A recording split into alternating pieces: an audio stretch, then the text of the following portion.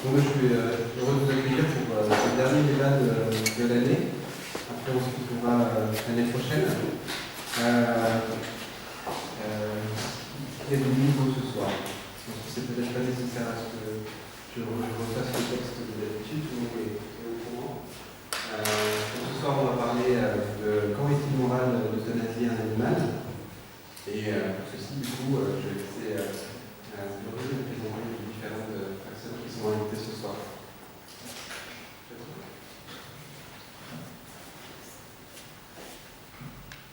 Alors, bonsoir à tous. Donc, il est admis dans le monde scientifique que l'animal est un être sensible. Il est donc capable de douleur, de nociception et voire même parfois de souffrance. Pour commencer, nous allons définir ces termes. La nociception, c'est la capacité d'un organisme à réagir de manière réflexe à des agents extérieurs qui menacent son intégrité. Elle se traduit par des réponses de fuite ou de retrait d'une partie du corps. On parlera de douleur lorsqu'à la nociception s'ajoute une émotion, un ressenti, et on entrera dans le domaine de la souffrance lorsqu'à cette douleur s'ajoute la capacité d'en être conscient et de l'appréhender. L'euthanasie est un mal parfois nécessaire, notamment, par exemple, pour diminuer la souffrance d'un animal. Mais d'ailleurs, elle est dans ce contexte largement pratiquée en France, puisque selon le ministère de l'Agriculture, on y dénombre chaque année 50 000 chiens et chats euthanasiés en clinique vétérinaire. Néanmoins, son utilisation peut parfois être remise en question, par exemple lorsqu'elle est pratiquée pour des raisons de confort ou des raisons économiques. Et voilà pourquoi nous sommes réunis ce soir pour se poser la question « Quand est-il moral d'euthanasier un animal ?» Pour débattre autour de ce thème, nos intervenants de ce soir sont le professeur Georges Chapoutier, neurobiologiste et philosophe, directeur de recherche émérite au CNRS, membre du conseil d'administration de la LFDA, la Fondation Droit Animal, Éthique et Sciences. Et Claire Mansbourg, vétérinaire et membre du comité d'éthique CRENEAS, comité régional d'éthique en matière d'expérimentation animale de Strasbourg. Donc, au niveau des questions qu'on avait posées, je crois que vous vouliez faire une précision terminologique avant. Oui, tout à fait. On entend bien. Oui. Parce que la série de questions porte sur le thème de l'euthanasie. L'euthanasie, ça veut dire la mort dans de bonnes conditions. Dans des conditions favorables. C'est par exemple le cas de sujets humains qu'on met dans des conditions pharmacologiques telles qu'il ne se voit pas mourir, il passe doucement de la vie à la mort. Ce terme n'est pas légitime en ce qui concerne les animaux de laboratoire. Il y a une mise à mort, bien sûr, on en parlera de la mise à mort des animaux de laboratoire, notamment ceux qui servent le plus, à savoir les rats et les souris, qui sont les plus nombreux et que, pour des raisons, on ne peut pas garder, si je dis. Donc il y a une mise à mort, mais dire qu'elle est qu'elle se fait dans de bonnes conditions, ça peut se discuter. Donc ça se fait dans des conditions aussi favorables que possible, bien sûr, mais le terme euthanasie devrait être réservé à la pratique humaine ou vétérinaire. Donc ça, c'est un premier point. Ajoutons enfin qu'on pourrait également créer un néologisme, donc on ne parle pas, qui serait cacotanasie, la mise à mort dans des mauvaises conditions, par exemple dans la corrida. Donc, par rapport à cette cacotanasie, l'euthanasie tout court, c'est une mise à mort, et je crois que le terme, encore une fois, le terme d'euthanasie qui est dans les questions que vous avez posées, est vraiment légitime que chez l'homme dans certaines conditions, lorsque les conditions pharmacologiques sont suffisantes, et chez l'animal de compagnie dans les mêmes conditions, lorsqu'on lui procure une mort, entre guillemets, dans le bien-être, si je dis. Je peux juste compléter, c'est que l'euthanasie, c'est un acte vétérinaire qui est fait par un vétérinaire qui a un diplôme de vétérinaire et c'est pas du tout la même chose que l'abattage dans les abattoirs ou l'abattage d'animaux nuisibles ou dangereux. Et ni de la mise à mort dans les conditions de laboratoire. Donc il faut savoir que le terme euthanasie, c'est un acte qui est vraiment réservé aux vétérinaires. Il faut avoir un diplôme de vétérinaire pour faire ça. Parce qu'il faut des produits pharmaceutiques ne peuvent avoir que des vétérinaires. Il faut pouvoir le prescrire et puis l'injecter, avoir le droit d'injecter. D'accord ? Donc notre première question est pour vous, M. Georges Chapoutier. Ça serait c'est quelle utilisation de l'animal amène donc à des mises à mort ou des euthanasies dans la pratique vétérinaire. Je tentais de dire, Chaque fois que l'homme utilise un animal, se pose la question de savoir qu'est-ce qu'il va en faire après. Est-ce qu'il va le garder jusqu'à la fin de sa vie? C'est l'idéal, mais dans beaucoup de cas, ou parce que l'animal est souffre, ou parce qu'il est dangereux, ou parce que tout simplement l'homme n'a pas la capacité de consommer un trop grand nombre d'animaux, se pose la question de la mise à mort. Alors, rajoutons à ça ensuite les cas d'euthanasie, c'est-à-dire les cas où l'homme, par exemple, met l'animal à mort pour s'amuser. Quel cas, c'est encore un cas supplémentaire. Mais j'ai envie de dire que la mise à mort, elle se pose pratiquement dans toutes les interactions de l'homme et de l'animal. Bien entendu, de façon très différente s'il s'agit de la mise à mort d'un moustique ou de la mise à mort d'un chien, bien sûr. Et du coup, quelles sont les réglementations déjà mises en place pour la mise à mort ou pour l'euthanasie dans les cas vétérinaires? Alors ça dépend, je pense que ça dépend des endroits, justement. Les réglementations ne sont pas les mêmes pour l'abattage d'animaux de consommation ou la mise à mort d'animaux qu'on souhaite l'euthanasie d'animaux de compagnie par les vétérinaires ou d'animaux de laboratoire dont on se circule. Ce sont chaque fois des raisons différentes. Les réglementations dépendent de l'utilisation de l'animal qui est faite et aussi de l'animal lui-même. Par exemple, en laboratoire, par exemple, il y a une série de réglementations qui concernent les vertébrés, maintenant les pieuvres. Par exemple, il n'y a aucune réglementation pour les autres invertébrés. Donc, ça dépend de quel animal il s'agit. Je pense qu'il faut quand même recentrer le débat, c'est que l'euthanasie, c'est que une mort, à visée humanitaire qui est destinée aux animaux de compagnie. Il ne faut pas mélanger l'abattage et puis le laboratoire, qui est une mise à mort. Donc, si on parle d'euthanasie, l'euthanasie elle est faite par un vétérinaire, et le vétérinaire il dépend du code rural et de son code de déontologie. Donc, on ne fait pas n'importe quoi. Il y a des euthanasies qui sont obligatoires. Par exemple, les douanes font une saisie d'animaux, rentrer illégalement en France, c'est le vétérinaire qui va le faire. On a par exemple la loi sur les animaux mordeurs, c'est pareil, on est soumis à une loi, on peut être, pour les animaux méchants, on peut être obligé de faire une euthanasie par le maire ou par un préfet. Donc on est tributaire des lois du code rural, du code de déontologie, du code pénal, on est tributaire de tout ça. Donc les questions qui viennent derrière sont plus sur la souffrance, donc selon les termes qu'on a définis lors de l'introduction. Donc pensez-vous que les animaux souffrent pendant la mise à mort telle qu'elle est pratiquée actuellement, et quels sont les critères qui sont pris en compte justement pour évaluer cette souffrance, cette douleur de l'animal pendant ces mises à mort? Donc si je parle d'euthanasie, donc l'euthanasie ça veut dire j'endors un chat, un chien, un arc. Je prends donc d'abord mes précautions pour faire signer des papiers comme quoi la personne est bien le propriétaire de l'animal.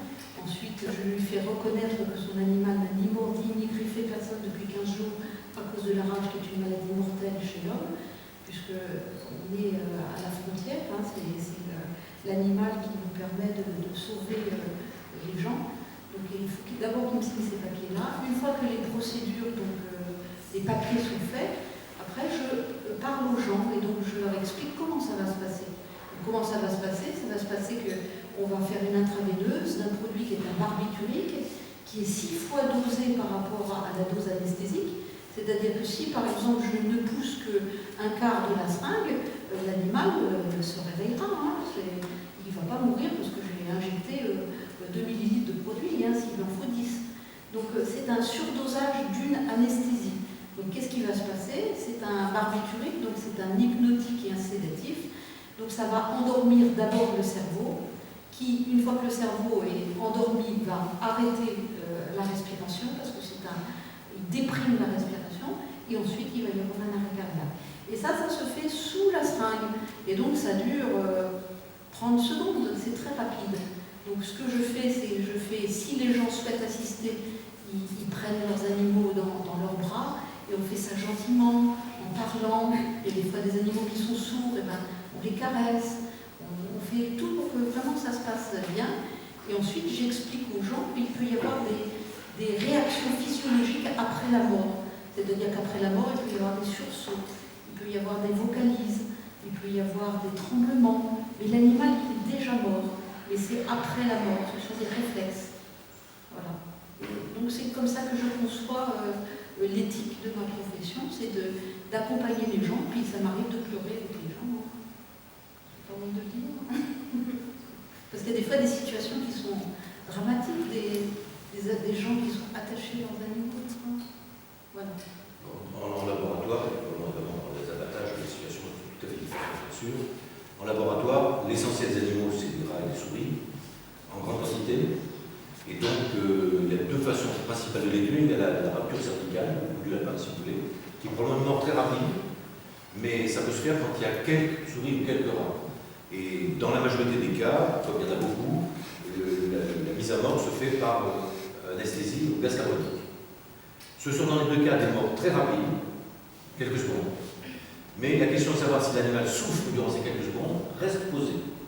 Et en particulier, il y a une néerlandaise, Clémentina von Rich, qui a étudié cette question, en particulier dans le cas de la rupture cervicale, qui est l'équivalent de décapitation, c'est bien ça.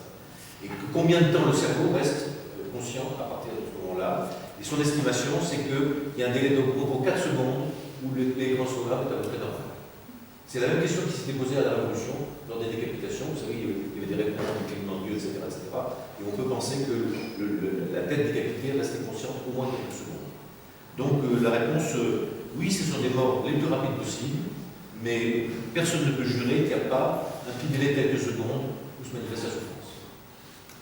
Et est-ce que du coup vous pensez qu'il y a des différences de considération selon l'animal, c'est-à-dire l'utilisation animale, c'est-à-dire en recherche versus l'agroalimentaire ou l'animal de compagnie? Bien sûr. Après c'est plus de la mise à mort, c'est les mises à mort ou l'euthanasie. Tout dépend de l'utilisation de l'animal. Si c'est un animal de compagnie, on a en petite quantité, ils sont en tant qu'individu, on peut se permettre de faire une euthanasie comme l'évoquait ma collègue. Lorsque c'est des animaux de laboratoire, le but bien sûr c'est pas de faire les animaux, il n'est pas question de les faire souffrir, mais le but c'est de les mettre à mort en grande quantité le plus rapidement possible. Donc c'est pas tout à fait la même optique. Et bien entendu, dans les jeux sauvages comme la corrida, là, le but c'est de faire souffrir avec des billes, etc. Donc ça dépend de l'utilisation. Et est-ce que vous pensez qu'il faudrait améliorer les conditions d'euthanasie afin de diminuer cette souffrance animale? On n'a pas beaucoup de... Mais oui, bien sûr. Les travaux de Van Rijn et quelques autres visent justement à voir dans quelles conditions on peut améliorer. Pour le gaz carbonique, c'est quelques secondes, mais il y a un moment où on n'est pas absolument sûr que l'animal, avant de tomber en anesthésie, n'a pas l'appréhension d'une asphyxie. Donc on a proposé de mettre de l'oxyde nitreux qui permet d'ajouter ça au gaz carbonique. Il y a toute une série d'essais qui sont faits dans ce sens-là. Je pense qu'il y aura des améliorations possibles.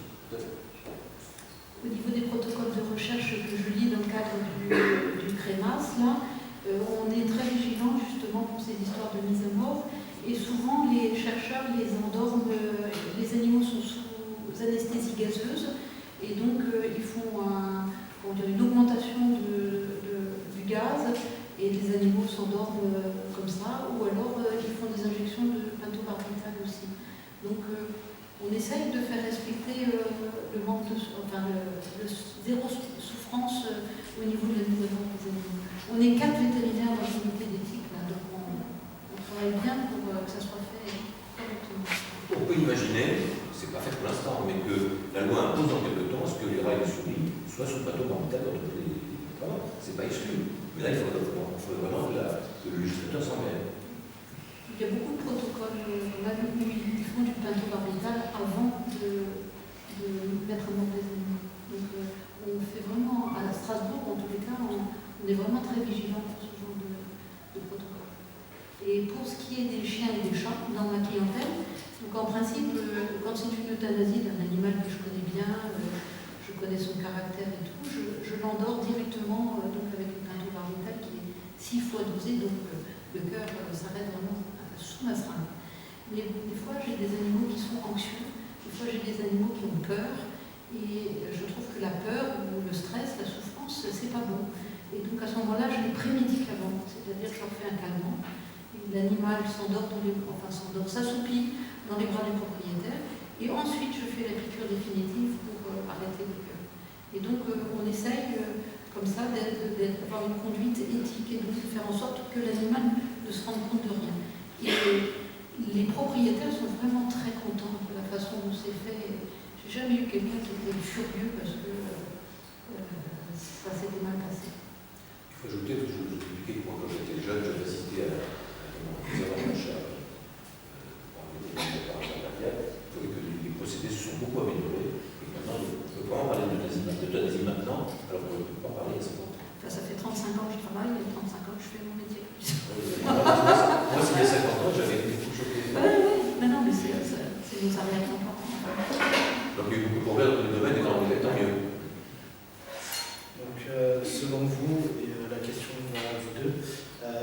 serait le mieux placé dans des cas particuliers comme la recherche, les parcs zoologiques ou les particuliers, pour décider de l'euthanasie de l'animal? Est-ce que c'est le maître, le vétérinaire, soigneur animalier responsable de l'animal, ou par exemple le directeur du zoo ou de recherche de l'institut qui en gros a le droit sur cet animal de décider l'euthanasie?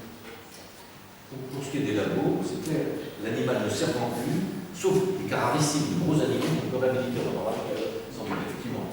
Mais pour ce qui est de la majorité des animaux, des rats, des souris, parlons pas des drosophiles, là, l'animal ne servant plus, doit évidemment, c'est le directeur de l'équipe qui décide qu'il en a besoin. Donc, ce que vous souhaitez, c'est que moi, la législation lui impose de le faire dans les meilleures conditions possibles. Mais on ne peut pas garder le lit sur les cloches. On ne va pas trouver de gens pour les adopter, etc. Ça, c'est dans l'état actuel de la société.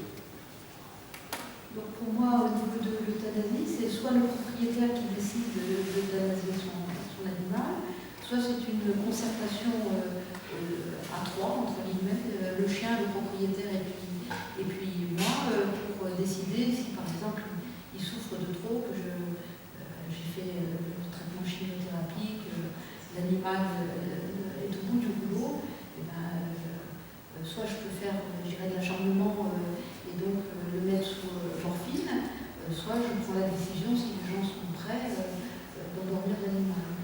Et sinon, la troisième personne qui peut m'obliger à euthanasier un animal, c'est le préfet, c'est le service des douanes, c'est le maire d'une commune, des gens de loi, entre guillemets.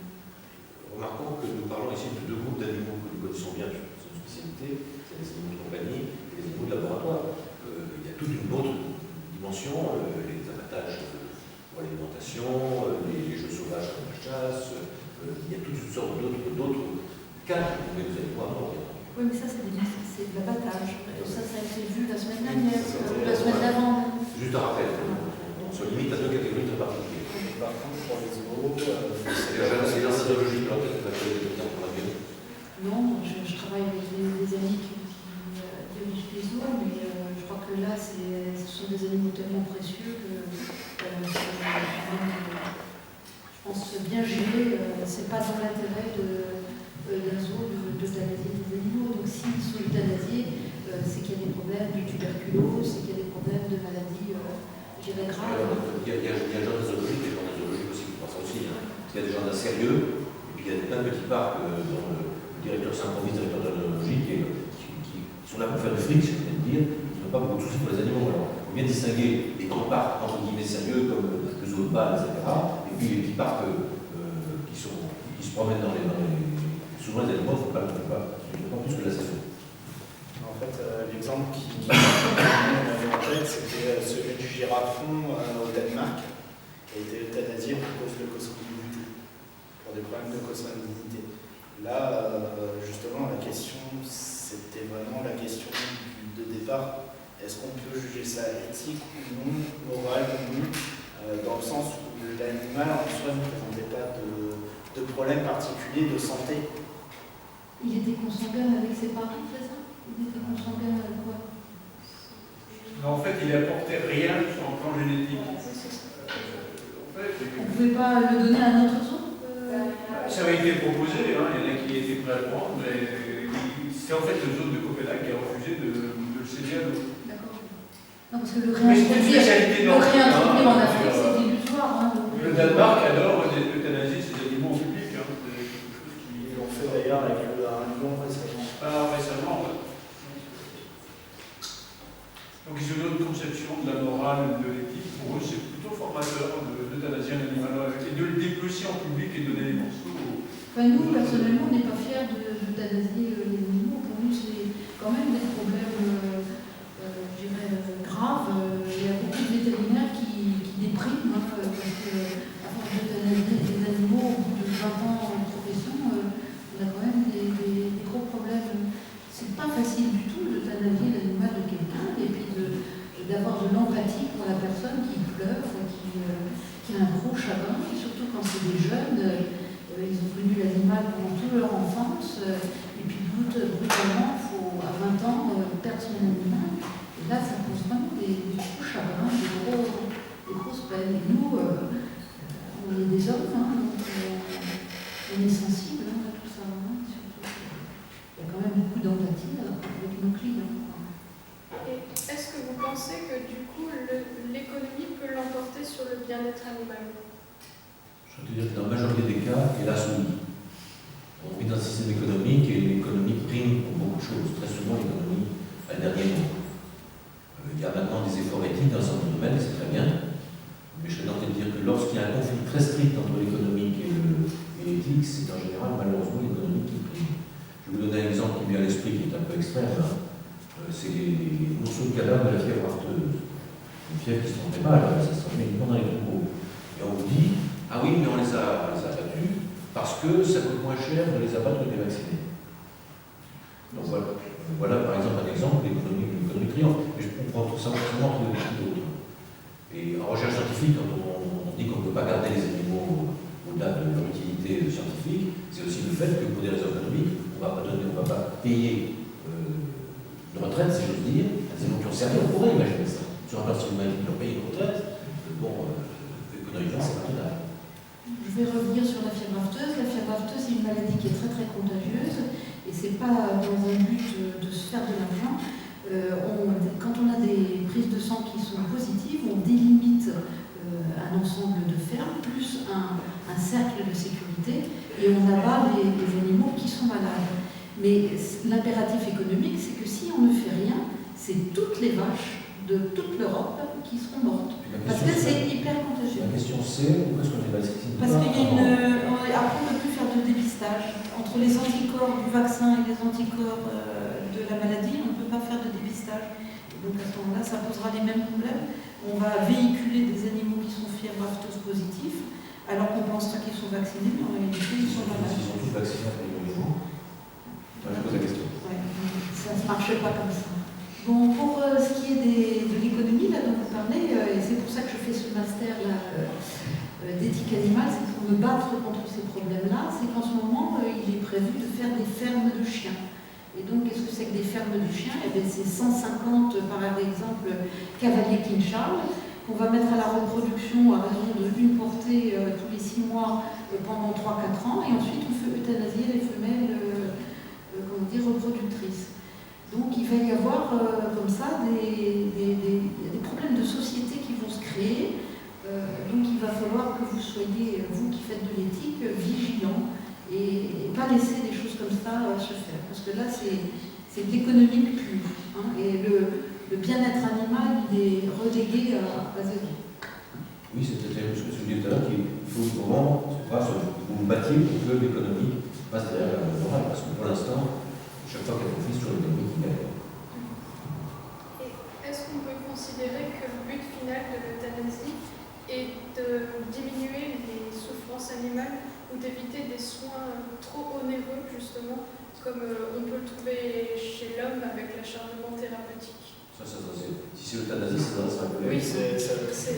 Donc on est un peu au même niveau qu'en médecine humaine, c'est-à-dire que maintenant on arrive à faire des traitements, moi je fais de la chimiothérapie sur les chiens, donc je peux aller jusqu'au bout du bout.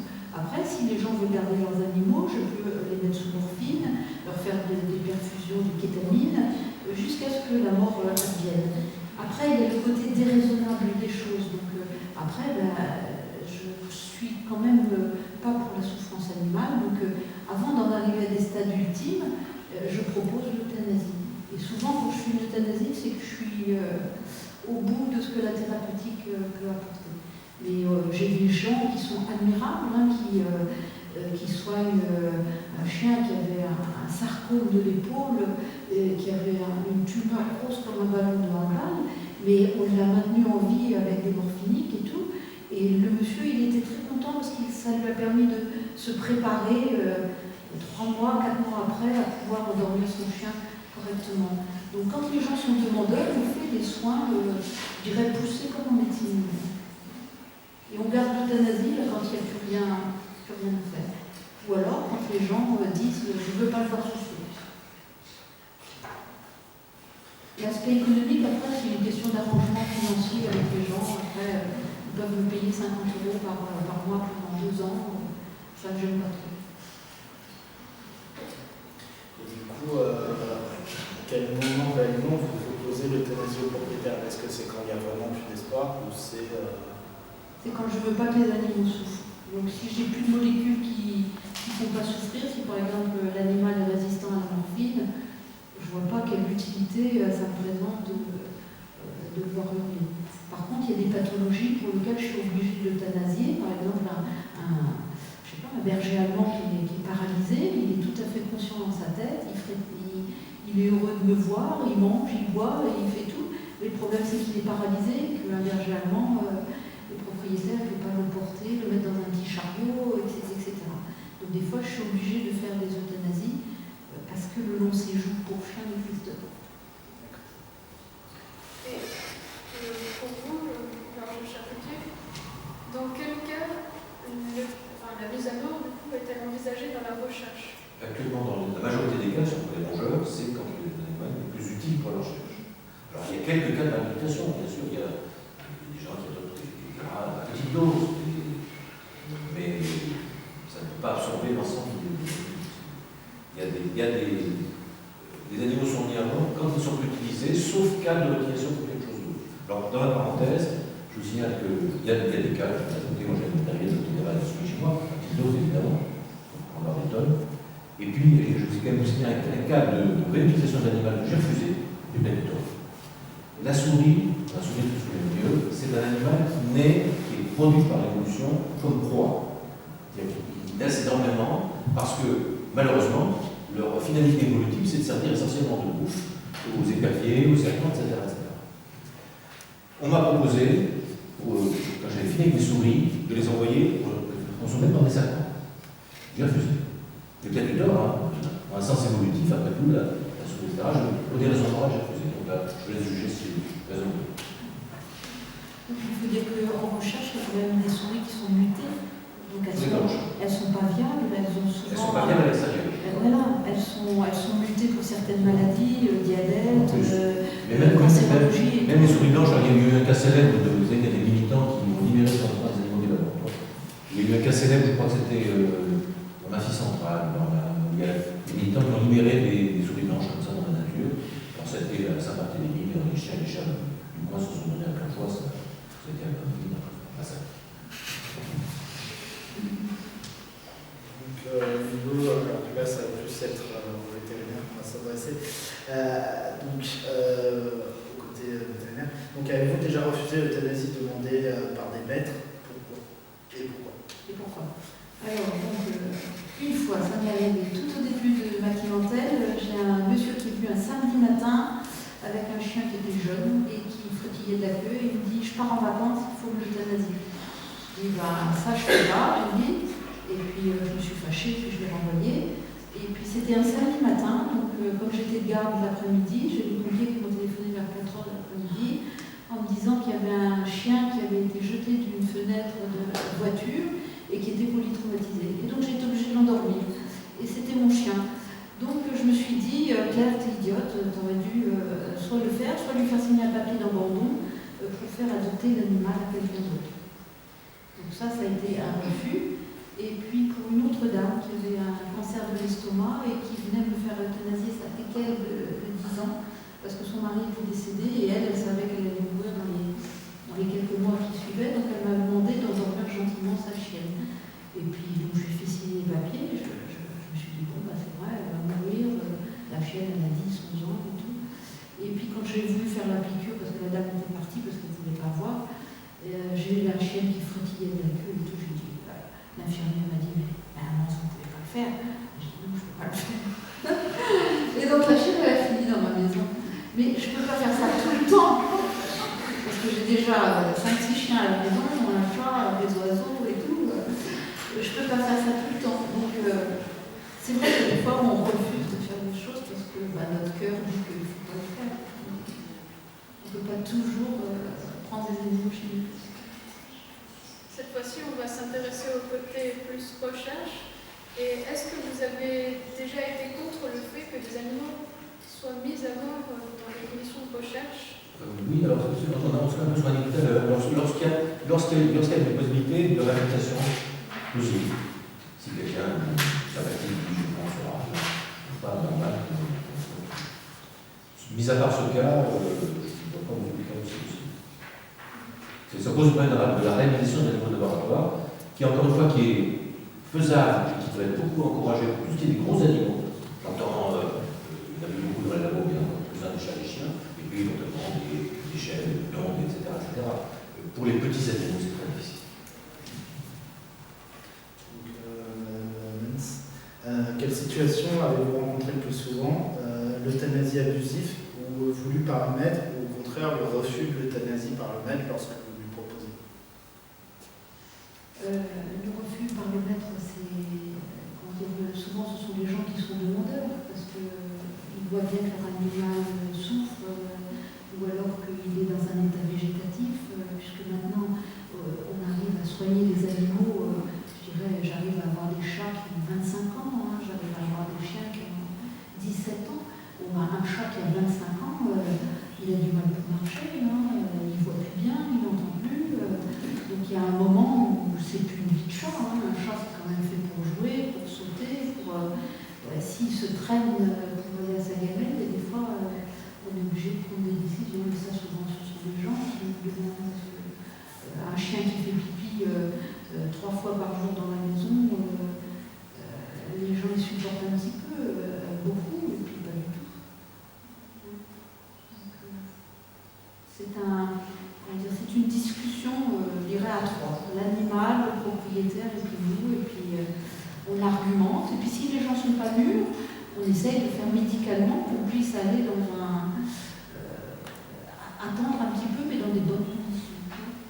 Donc tant qu'il y a des molécules pour agir, quand j'entends hurler un animal parce qu'il est en insuffisance rénale, là je fais comprendre aux gens que le stade d'après c'est le coma avec des hurlements. Là les gens m'écoutent quand même, donc ils se disent arrêtez. Et est-ce que vous pensez que c'est justifié d'euthanasier un animal ou de le mettre à mort quand celui-ci est agressif? Par exemple dans les cas d'animaux domestiques ou même d'animaux sauvages maintenus en captivité.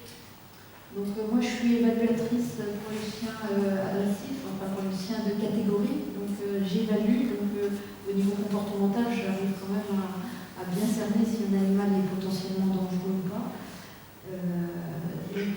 Quand j'ai un chien agressif, que ce soit un Rottweiler ou que ce soit un Jack Russell, s'il a mordu de façon méchante et de façon désinhibée totale, je n'hésite pas à m'endormir parce que après, ça peut être un enfant qui est pris à la gorge, ça peut être une personne qui perd un œil. Moi, je ne pourrais pas dormir si je me dis, Claire, tu n'as pas endormi, regarde les dégâts que ça a fait parce que tu n'as pas dû le faire. Donc là, je crois que j'hésite pas. Pour le jardin zoologique, la question se pose aussi, parce qu'il y a des animaux qui viennent fous, par exemple. Alors là, c'est bien, ils sont devenus pas autonomes, conformément, mais s'ils deviennent agressifs et insupportables, c'est très difficile de les garder. Même si la responsabilité originelle, c'est dans le fait de les avoir enfermés, c'est possible. Justement, on parle de réhabilitation, et donc c'est des questions qui vont venir principalement concerner la réhabilitation. Donc justement, on avait évoqué le cours avec Cédric Sueur, un certain nombre d'animaux qui sont morts de stress après une réhabilitation. Et donc, on peut se poser la question du choix entre la réhabilitation et l'euthanasie. Comment ce choix est pris, et voilà, on aimerait avoir votre avis dessus. Les animaux qui portent de stress, ça peut bien avoir, mais c'est peut-être assez rare quand même. En général, quand une réhabilitation est bien faite, alors au moins pour le choléra et le souris, ça ne peut pas prendre les parties. Au moins, le choléra est vraiment très très mal mené. Je pense qu'un grand souris, ou si on les adopte, se comporteront pas bien. Pour les chats, je ne sais pas. Quand les animaux sont assez jeunes, je fais signer des papiers d'abandon et puis je peux arriver à trouver des gens pour les reprendre. Mais là, pour ma petite Tekel qui avait 11 ans, je ne pouvais pas la proposer à quelqu'un. La preuve, c'est qu'elle est morte un an et demi après. Donc, c'est difficile pour moi de trouver un client qui accepte d'avoir un chien vieillissant c'est soit moi, soit l'endormi. Donc la réhabilitation, elle peut se faire si l'animal est encore jeune et réadaptable. Est-ce que vous pensez qu'il existe des solutions alternatives à la mise à mort pour les animaux de laboratoire? La réhabilitation, je ne vois pas. Pas d'autres Mais je pense qu'il faut encourager ça. Il faut qu'il y ait une volonté politique pour ça. Pour encourager la réhabilitation, il y a des associations privées qui s'en occupent. Mais tant qu'il n'y a pas de volonté politique, c'est-à-dire tant que la société n'est pas mûre, ça ne se fait pas bien. Peut-être que dans un siècle, spontanément, les gens l'adopteront plus facilement que maintenant. Mais il y a des réhabilitations quand même qui sont faites. Il y a des associations, par exemple, de Calgo, donc ce sont des lévriers qui sont utilisés en Espagne pour faire des courses de lévriers. Donc ce sont des animaux qui sont poussés, qui sont faméliques et tout. Et il y a des associations qui les récupèrent et qui à l'âge de 5-6 ans, qui les remettent dans des familles. Et j'ai des clients qui ont été chercher des chiens dans ces associations-là. Des chiens et des chats. Les rongeurs, ça peut être difficile. Non. Mais c'est pas exclu non plus. Mais donc ça peut se faire. Parce que sinon c'était l'euthanasie pour ces chiens. À partir du moment où il n'y a plus de course, ils ne se servent plus à rien. Donc c'était. Même pour les rongeurs, ça peut se faire aussi, peut-être pas en quantité massive, mais là, encore une fois, c'est une question d'attitude sociale. Il faut que la société soit adaptée à ça. Pour l'instant, on doit avoir des budgets en disant faites-nous une loi pour qu'on puisse adapter des rats de laboratoire. Je pense que ça passe à dire. La société n'est pas faite pour ça. Il y a peut-être des problèmes de maladie. Oui, ils sont tout à fait. Enfin, peut-être dans lesquels, mais les budgets de rapport, etc., ils sont tout à fait. Parce qu'ils sont quand même porteurs. Oui, peut-être dans lesquels, bien sûr. Et ça aussi, certains peuvent être gérer.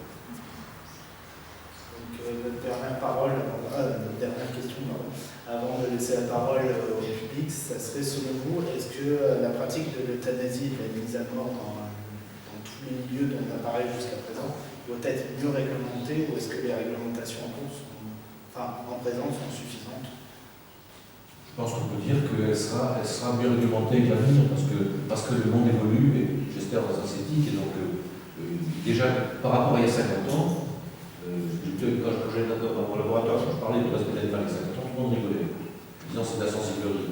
Qu'est-ce qui fait en biologie cellulaire? Et donc maintenant, il y a des chercheurs qui s'intéressent pas du tout à l'animal, mais c'est un sujet sérieux, on rigole plus. Donc je pense que les attitudes de la société, et donc la loi évoluera en plus. Dans un sens, j'espère favorable. Mais c'est assez rapide. Je pense que le but de l'euthanasie, c'est que ça soit fait de façon correcte et éthique et qui va la souffrance animale. À partir du moment où on travaille bien, je pense que ça pose aucun problème. C'est très paisible, c'est très. C'est ça les animaux de compagnie. C'est très triste, mais c'est paisible. On a atteint un optimum. Pour les autres utilisations, il y a encore de la marge. Les gens me disent souvent, mais qu'est-ce que j'aimerais être endormi comme ça si j'ai la maladie d'Alzheimer ou si j'ai un cancer avancé. Les gens me disent ça souvent, parce qu'ils sont époustouflés de la façon dont ça se passe doucement. Alors du coup, moi je rebondis sur ça. Pourquoi il y a cette différence de considération justement entre l'humain? Pour l'instant, c'est assez difficile de se dire pour la fin de vie, par exemple, c'est assez difficile d'imaginer une fin de vie décidée pour les humains, en France en tout cas. Et de l'autre côté, les animaux domestiques, où là, le choix est décidé par le vétérinaire en regardant l'animal ou le propriétaire, mais du coup, on décide quand même pour l'animal. Qu'est-ce que c'est qu'un chien? Qu'est-ce que c'est qu'un chat? Un chien, c'est un animal qui bouge, qui joue, qui va chercher sa balle, qui revient. Un chat, c'est un animal qui grimpe, qui descend et tout. À partir du moment où il est paralysé, à partir du moment où il est grave à terre, eh ben, c'est plus un chien et c'est plus un chat. La question de Cédric, c'était pourquoi est-ce qu'on ne fait pas la même chose chez les humains? Ah oui, mais ça, je me permettrai pas. La réponse, elle est religieuse. Non, non. Si, l'homme, il a une vocation à vivre. Une de mes amies était aux soins palliatifs et la dernière semaine avant qu'elle meure, elle m'a demandé « Claire, est-ce que tu peux m'endormir ?»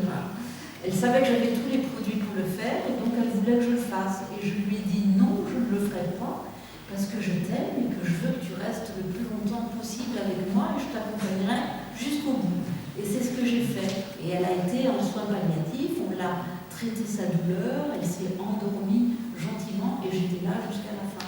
Donc, il faut voir aussi que les soins palliatifs tels qu'ils sont pratiqués, ça a été très très long à finir. Non, mais c'est- il y avait des réticences. Autant on peut le philosophique, faire sur un animal, autant je n'arrive pas à le faire sur un être humain. Et pourtant, mais je juge pas. Non, mais donc l'acte en lui-même, c'est pas possible. Je pose la question sur cette différence de considération, en fait. Non, mais l'acte en lui-même, c'est pas possible d'endormir un être humain. On est attaché dans sa souffrance. Et quels sont les Ce critères qu'on demande juste à l'être humain, c'est qu'il ne souffre pas. Je crois que C'est relativement récent. ce qui comment dire, angoisse les gens, c'est la souffrance. Moi, je pense que si on est accompagné avec amour dans un soin palliatif et qu'on est accompagné au niveau douleur, la mort, elle se passe naturellement. On admet aujourd'hui pour l'homme en particulier que les traitements palliatifs puissent soulager la douleur tout en accélérant un petit peu la mort. C'est admis maintenant, c'est tout récent ça, que le passage à des molécules. Oui, mais faire l'injection comme nous on le fait chez le chien et le chat, c'est pas possible.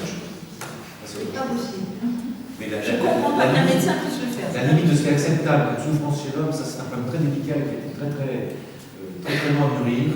Je rappelle quand même qu'il n'y a pas si longtemps que ça, c'était il y a 30 ans, on n'anesthésiait pas les petits-enfants, parce qu'on n'y parlait pas, on se dirait qu'ils ne souffraient pas. Donc, la douleur humaine, c'est quelque chose qui a évolué très très vite dans quelques dizaines Oui, d'années. mais les molécules aussi. Les molécules aussi, bien sûr. Quand on regarde les protocoles là, sur la sclérose en plaques et tout, c'est faramineux ce qui sort comme molécule. On va trouver des molécules. On va trouver. Quels sont les critères comportementaux que tu prends en compte pour évaluer la souffrance de l'animal? La souffrance de l'animal, la prostration, l'anorexie, l'hypothermie, la texture du poil, les réflexes. Il y a plein de. Puis avec l'expérience, après, je vois quand un animal est au bout du boulot, il y a plein de signes physiologiques. Puis les prises de sang, on fait des bilans. Donc, si j'ai un chat ou un chien qui est en crise d'urémie ou qui a le foie qui est complètement dégradé, c'est quand même des normes. Un chat qui est anémié, il a plus 600 000 globules rouges, c'est pas possible. C'est pas possible. Du coup, merci à vous. On va passer aux questions du public. Oui. J'ai une question, madame, par rapport au chien que vous disiez tout à l'heure qui avait eu une tumeur dans l'épaule. Ouais. Et le maître avait demandé de traiter longuement, mais parce qu'il voulait garder auprès de lui son animal parce qu'il était attaché. Mais l'animal, dans tout ça, il a forcément dû souffrir, il devait sûrement être un enfant. Il était sous morphinique, donc le chien marchait encore. Je l'ai euthanasié à partir du moment où le monsieur il était prêt pour le faire. Avant, il n'était pas prêt. Vous avez compris, en fait, c'était que le maître soit prêt, mais en soi, l'animal, il était Il n'a pas souffert, il était sous Non, il tramadol. n'a pas souffert, mais il y a la souffrance physique, il y a la souffrance également. Il marchait sur ses quatre pattes quand je l'ai endormi. Oui, mais le fait qu'il marche, ça n'indiquait peut-être pas son arrêt. Vous parliez tout à l'heure notamment des chats ou des chiens qui sont faits pour jouer, par exemple, et s'ils jouent plus, ce sont plus vraiment des chats, mais c'est quand même... Il n'était pas malheureux. Dans le bien-être animal, il y a le nourrir, le loger, qu'il n'ait pas peur, qu'il ne soit pas stressé, et puis qu'il soit dans des bonnes relations avec son milieu, son propriétaire, etc. Et là, il était heureux, ce chien. Son maître, il l'a chouchouté, il lui a acheté du beefsteak tous les jours. La question que vous posez aussi, c'est qu'on ne peut pas faire parler l'animal. L'animal ne peut pas vous dire je souhaite mourir ou je ne souhaite pas mourir. Il y a une prise de décision qui est faite par le vétérinaire, effectivement. S'il avait traîné la patte, je l'aurais endormi. Et quand on connaît bien l'animal, qui se sous le chien, on arrive à des indiscrets à savoir ce qu'il en est. Si j'avais touché sa patte et qu'il avait hurlé, Il est clair que quand on change d'animal, les signes sont complètement différents. Il faut vraiment connaître bien l'animal. Par exemple, si vous fréquentez un âne, par exemple, les signes de souffrance ne sont plus du tout les mêmes. Donc il faut effectivement avoir une bonne expérience de l'animal sur lequel on opère. Mais est-ce que vous ne pensez pas qu'on prend plus en compte l'état psychologique du maître, par exemple, plutôt que l'état de l'animal en certains C'est un couple. Le propriétaire et l'animal, c'est un couple. On ne peut pas prendre une décision qu'avec l'un ou qu'avec l'autre. Il faut que j'ai le chien qui soit malade, enfin très très malade, et puis le propriétaire qui est d'accord pour le faire. S'il ne veut pas, je ne peux pas le forcer. Sinon, ça ne se passe pas bien du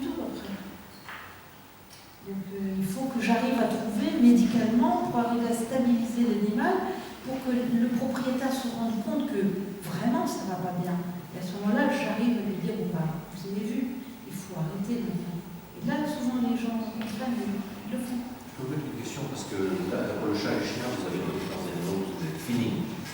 Quand on prend un animal tout à fait exotique, un reptile, de Nouvelle-Zélande et compagnie, qu'est-ce que vous faites? Parce que là, vous n'aurez pas d'habitude, quelque chose, je sais pas. Ben, disons que nous, on fait beaucoup de nacs et puis on fait beaucoup de faune sauvage. Je n'ai pas parlé de faune sauvage. Comment vous faites? Parce que là, autant pour le chat et le chien, vous avez vraiment. Ben, on m'amène un épervier qui a une fracture, je fais une radio, il a une fracture ouverte, j'endors l'épervier. Pourquoi j'endors l'épervier? Parce qu'un épervier, ça ne peut chasser qu'en battant des ailes sur place avant d'attaquer sa proie. Donc je ne peux pas opérer un épervier. Par contre, j'opère une chouette, j'opère un grand-duc, on a opéré un chat sauvage de 2 pattes de devant, donc il avait les 2 pattes opérées, mais quand c'est pas possible, à ce moment-là, j'endors l'animal.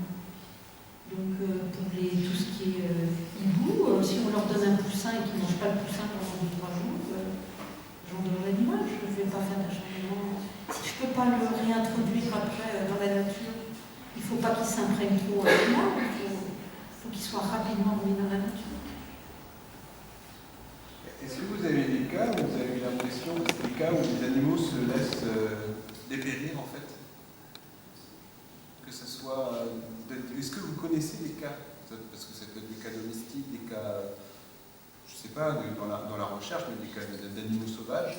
Moi j'ai le cas en particulier, c'était lié à la télé, donc d'un jeune chimpanzé qui avait vu sa mère mourir. Ça a été décrit pour les grands singes. Et qui du coup était resté à côté de sa mère jusqu'à perdre la vie en fait. Les animaux qui se laissent mourir, c'était décrit pour les grands singes.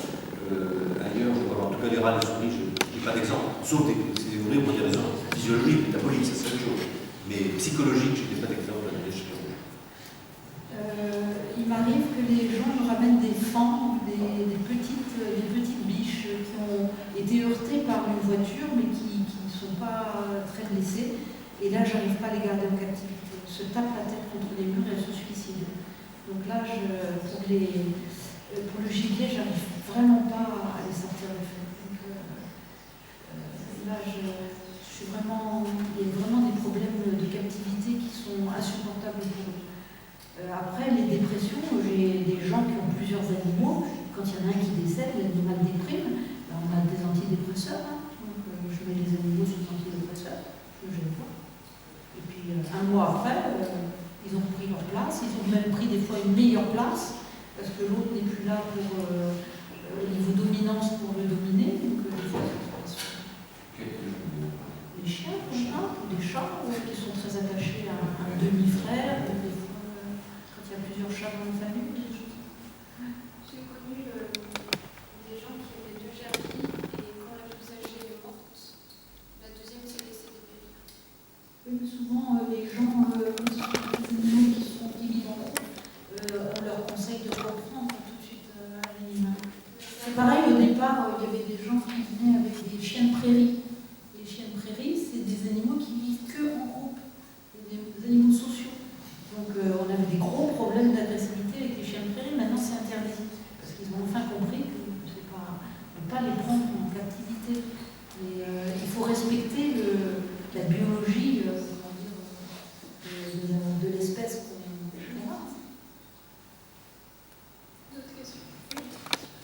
Moi, juste pour rebondir, j'ai connu le cas d'un perroquet aussi, qui a un perroquet, vu que ce sont des animaux qui ont d'importantes capacités cognitives et qui vivent très longtemps, et souvent plus longtemps que le propriétaire, qui vient décéder.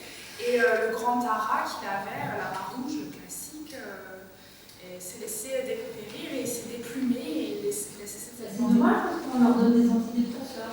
Justement, il y a une pathologie chez le perroquet qui est liée justement, qui s'appelle le pica, et qui est souvent liée à un mauvais biotope, donc soit une cage qui n'est pas assez enrichie, soit des propriétaires qui vivent la nuit alors que lui il a besoin de dormir 14 heures par nuit. Ça ne va pas du tout, et donc on a l'animal qui se déplume complètement et qui s'arrache les plumes. et ben on prescrit des antidépresseurs, et ça marche bien, les plumes elles repoussent. Merci de souligner le cas des perroquets comme parenthèse, parce que l'éthologie évolue très vite. Chaque année, on trouve des choses extraordinaires sur les animaux, disons les plus céphalisés, vertébrés, et pieuvres, et notamment les perroquets, on s'aperçoit que ce sont des animaux d'une remarquable intelligence, sociaux, qui vivent une soixantaine d'années, qui sont remarquablement intelligents. Parmi les oiseaux, les perroquets valent les corvidés et les pics dans la réalité actuelle.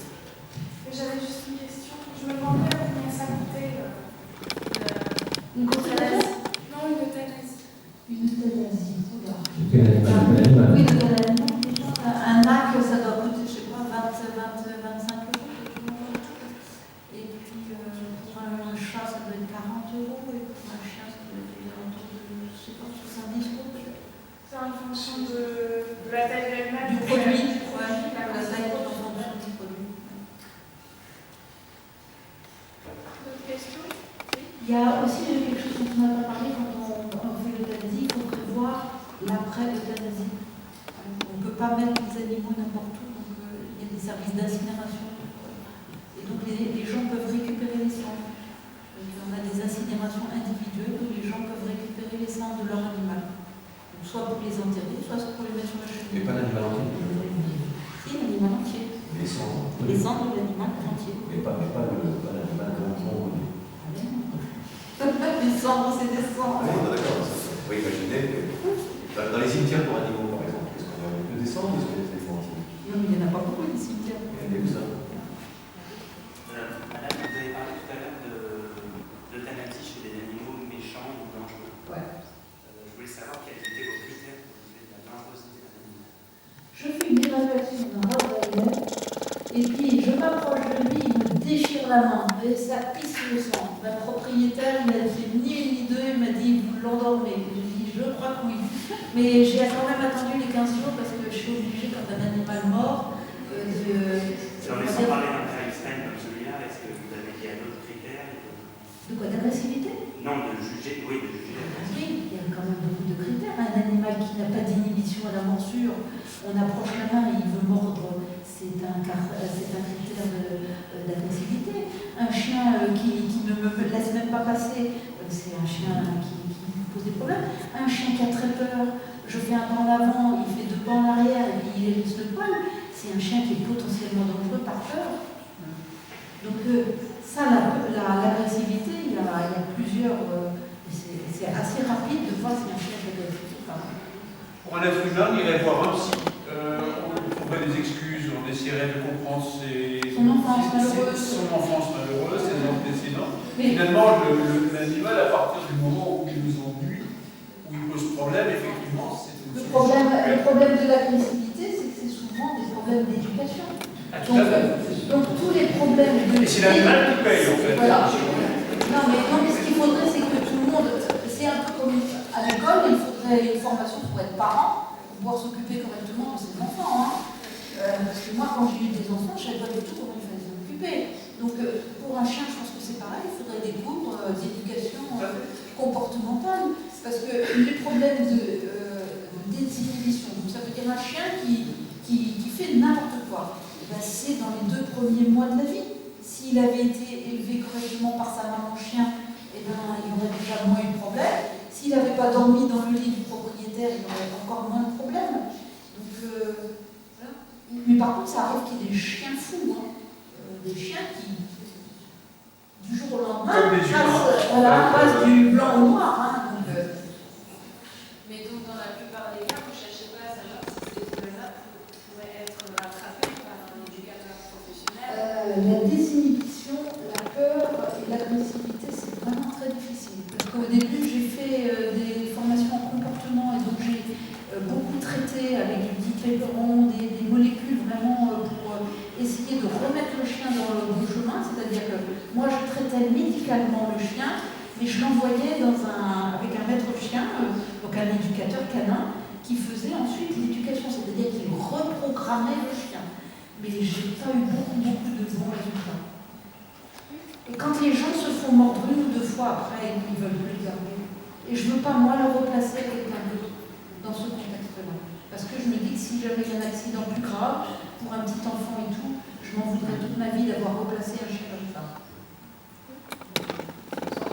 J'ai simplement une question concernant justement ces conduites agressives. Il y a quand même, enfin, l'agressivité, c'est quand même une conduite qui peut avoir, comment dire, qu'il y a une réalité dans le fonctionnement éthologique du chien, c'est-à-dire que est-ce que vous faites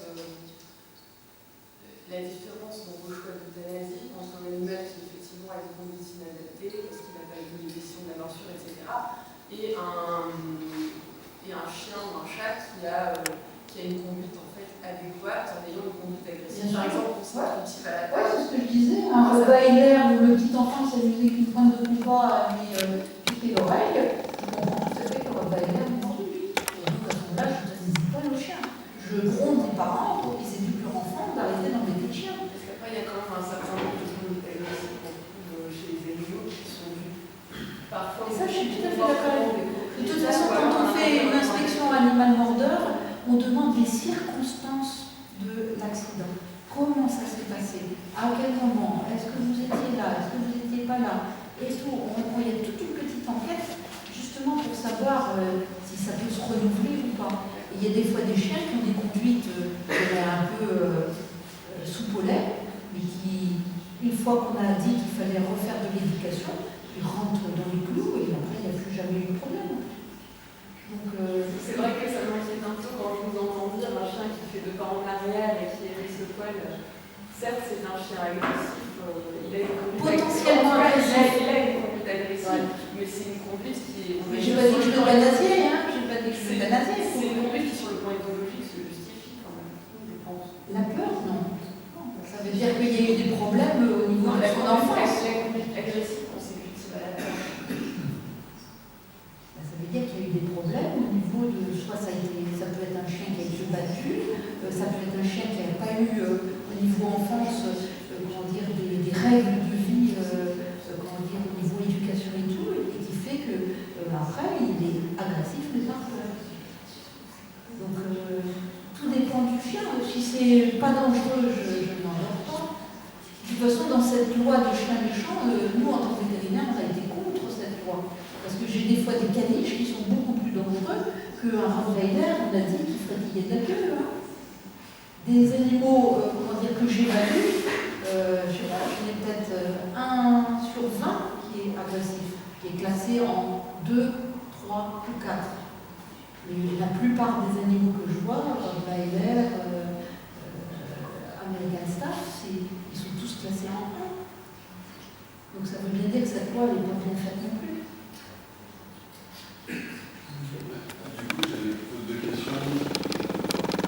Dans tous les cas, c'est dans le cas où vous euthanasiez des animaux sauvages. Comment ça se passe et qui paye l'opération? C'est gratuit, c'est des vétérinaires. D'accord, donc c'est à vos frais. Pardon? C'est à vos frais.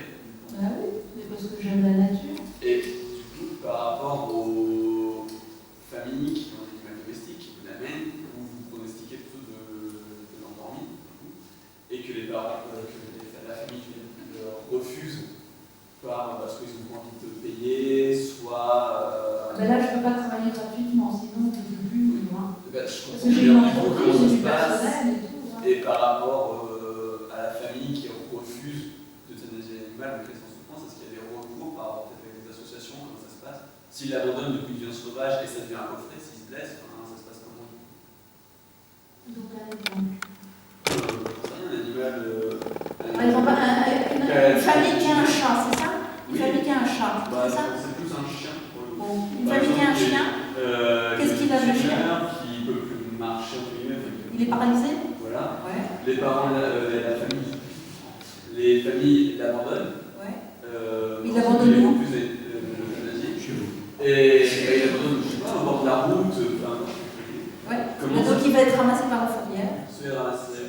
Donc il va être ramassé par la fourrière et puis c'est le vétérinaire de la fourrière qui va faire l'euthanasie et les frais sont pris en charge par la fourrière. Et la fourrière vit avec des subsides de la municipalité puisque le maire est obligé d'avoir un service de fourrière. Donc il y a des subsides qui sont donnés par la municipalité et si la fourrière se situe dans le cadre de la SPA, il y a des dons de fonctionnement de la SPA. Et quand vous de ce recours, entre guillemets, s'ils disent non, c'est non, et tant pis pour eux, quoi. Ils se débrouillent. Si c'est pour des histoires financières, je leur fais des avantages financiers, c'est-à-dire je leur fais payer. Si c'est uniquement une question de ça, je ne sais pas. Si c'est un refus catégorique, du coup, si on refuse vraiment d'euthanasie l'animal, comment. S'ils veulent refuser l'euthanasie, Oui. qu'est-ce que tu voulais que je fasse? C'est une question justement, c'est ce que vous faites, et on dirait les agressions. S'il repart avec son animal sous le bras, je ne peux même pas le médicaliser, je ne peux rien faire. Est-ce que, en fait, je peux pense rien que S'il y a des recours au niveau des associations, du coup, par rapport à ce qu'on fait, c'est un bien qui appartient au propriétaire. Oui. Donc à partir de ce moment-là, tu ne peux rien faire. La question qu'il faudrait se demander, c'est est-ce que tu serais plus pour essayer de faire comprendre au propriétaire qu'il faut l'euthanasier et qu'il t'a passé 3 mois à faire passer l'animal sous morphine, ou est-ce que tu penses qu'il ne vaudrait pas mieux faire passer une loi? Alors à ce moment-là, s'il n'a pas les moyens de le faire euthanasier, il Non, n'a pas les moyens de se payer c'est pas une question de moyens, c'est plus une question de décision. Mettons qu'il ait les moyens mais qu'il ne veulent pas le faire euthanasier. J'ai eu un cas, par exemple, d'un chat que j'ai soigné pour insuffisance rénale, donc je l'ai mis sous perfusion. Le chat, son état s'est empiré. Le monsieur a dit, je reprends mon chat. J'ai dit, mais monsieur, il va souffrir, il faudrait l'endormir. Il m'a dit, je reprends mon chat. Et j'ai revu ce monsieur, je n'ai plus 3 mois, 6 mois après, et il m'a dit que son chat était mort tout seul à la maison. Donc lui, il a voulu que son chat meure en souffrant.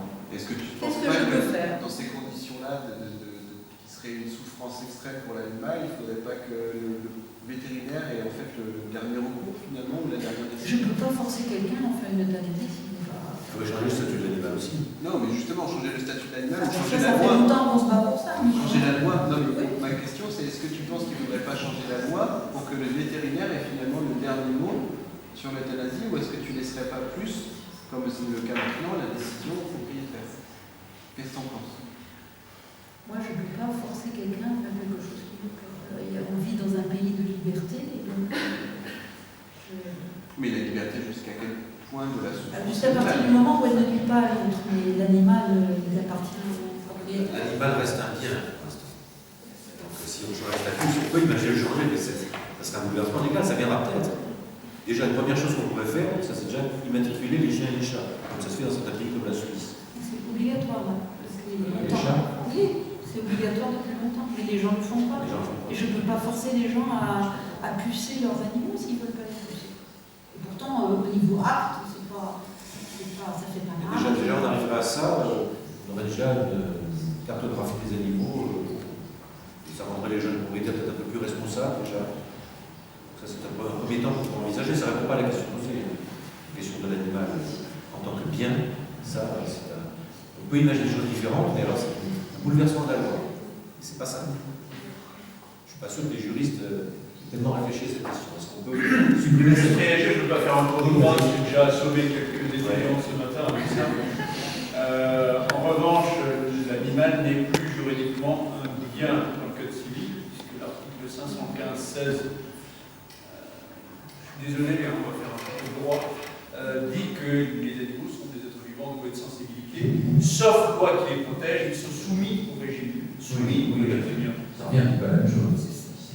C'est pas ça, ils sont plus vraiment des biens. Comment je peux faire pour que ce propriétaire de chat ne repart pas avec son chat? Alors après, évidemment, les choses vont changer, sans doute, grâce à l'audace de quelques avocats, la témérité de magistrats qui sont frileux comme toujours. Donc ça va être un peu compliqué, mais juridiquement, ça n'est plus un bien. Ça reste soumis au régime des biens, alors c'est toute la subtilité. Donc la notion d'être sensible, c'est très bien que ça fait évoluer la société, mais ça dit rien dessus. Ça va ouvrir la porte à des changements. Après, ils vont mettre le temps qu'ils mettront, donc c'est une réalité. Je voudrais juste parler d'un dossier dont Cédric a déjà entendu parler, et Georges aussi. C'est celui d'une société de santé animale qui s'appelle Suisse, qui s'appelle Elanco. Je parle fort parce que c'est enregistré, que ça va être, je pense, visionné par la société Elanco, qui appartient au groupe américain Lilly. Cette société a acheté la division santé animale de Novartis en début d'année 2015 pour des réorganisations, je pense, pour rentabiliser leur investissement et satisfaire les actionnaires, ont décidé de fermer un site qui utilise 800 animaux de laboratoire basés dans le canton de Fribourg. Sur les 800 animaux, il y a 400 animaux de rente, dont l'avenir est à peu près celui qu'on peut imaginer, c'est-à-dire les abattoirs. et les 400 autres animaux qui sont des animaux de compagnie, chiens et chats. La société Elanco avait en projet de les euthanasier. Ça a suscité évidemment beaucoup de bruit en Suisse. Il y a des associations qui se mobilisent, même en France. Il y a notamment la Fondation Barneau qui s'est mobilisée. Une pétition a été lancée, il y a 15 000 signatures. Sea Shepherd s'est également mobilisée. La société Elanco à qui j'ai adressé une lettre a répondu très gentiment qu'ils n'ont pas encore pris de décision, qu'ils ont des options de placement. En fait, c'est des animaux qui sont sains, qui n'ont pas de problème. Ce sont des chiens, des chats qui peuvent donc être normalement placés. Ils refusent de les placer auprès de particuliers. Donc, au mieux, ils vont les placer auprès d'autres laboratoires, éventuellement du groupe ou ailleurs. Mais il n'y a pas d'option de placement auprès du particulier. Comment jugez-vous, vous, en tant que vétérinaire et vous, en tant que philosophe, cette décision ou ce projet d'euthanasie des animaux qui sont sains, qui ne sont pas porteurs de maladies, de pathologies qui peuvent être communiquées à l'homme, qui ne posent pas de problème de santé publique? Quel est votre regard là-dessus? Est-ce que vous jugez moral d'euthanasier des animaux qui sont dans cet état-là? Je vais répondre. J'ai déjà répondu puisque tu m'as fait contacter par la société suisse dissection pour les droits des animaux, et donc j'ai fait une lettre en disant, en gros, qu'il était moralement légitime de privilégier la réhabilitation sur l'euthanasie, sans aucun doute, pour les animaux de compagnie. C'est une charge. Sachant que le droit ne les empêche pas de faire ce qu'ils ont envie de faire. J'ai mis un vœu fort là-dessus. Je pense que c'est le même problème pour les lévriers de course en Espagne.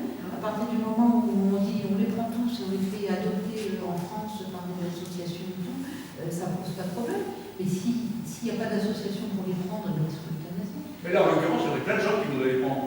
Oui, mais là, je ne sais pas, je pense qu'il doit y avoir des intérêts économiques, donc c'est des animaux. Non, mais ils ont payé ces animaux, je pense. Tout à fait, oui. Donc il faut qu'ils les revendent à un autre laboratoire. Oui, mais ils avaient envisagé l'euthanasie, ce qui ne leur rapporte rien du tout. Oui, c'est plus facile, ça a une facilité. Oui, mais placer, ça ne leur coûte rien en fait. Non, mais je pas. C'est pour ça qu'à ce moment-là, entre l'euthanasie et le placement, il faudrait mieux le placement. On est tous d'accord là-dessus. Moralement, on est tous d'accord là-dessus. Après, si c'est économique, il faut qu'ils arrivent à les revendre à un autre laboratoire pour le donner. Après, il y a des cas où ils sont pas tous comme ça. Avant-hier, j'ai été contacté par un ami qui travaille chez Sanofi qui m'a dit j'ai un cochon, il est adorable, il faut aller à l'abattoir pour vous trouver une solution. Et la solution est déjà trouvée. En fait. Le problème, c'est que quand on nous dit qu'il y a un ou deux animaux, ça va. Quand il y a un problème de 200 ou 400 animaux, ça devient plus difficile. Alors, dans le cas des rats, il y avait eu des choses qui avaient été faites par le Graal, où je crois qu'on était monté. Il y a aussi, pour les rongeurs, il y a aussi l'association White Rabbit, qui fait ça avec les lapins et les lapins, il y en a moins, c'est plus facile dans le mais ils avaient lancé les rats et les souris sont pas très populaires. Une grande action pour 200 rats, et les 200 rats ont été assez vite réhabilités. Mais comme quoi c'est possible. Ah oui. Mais ce sera pas possible. Il est clair, ce ne sera pas possible pour toutes les rats et les souris, dans l'état actuel des effectifs. De toute façon, tout ce qui est OGM, ça passe pas, on ne peut pas les règles.